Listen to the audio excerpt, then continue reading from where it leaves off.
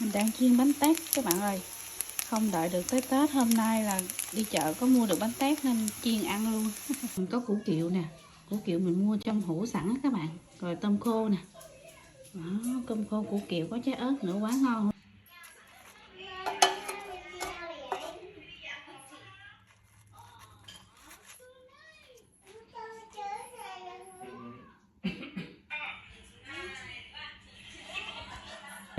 Cầm như vậy.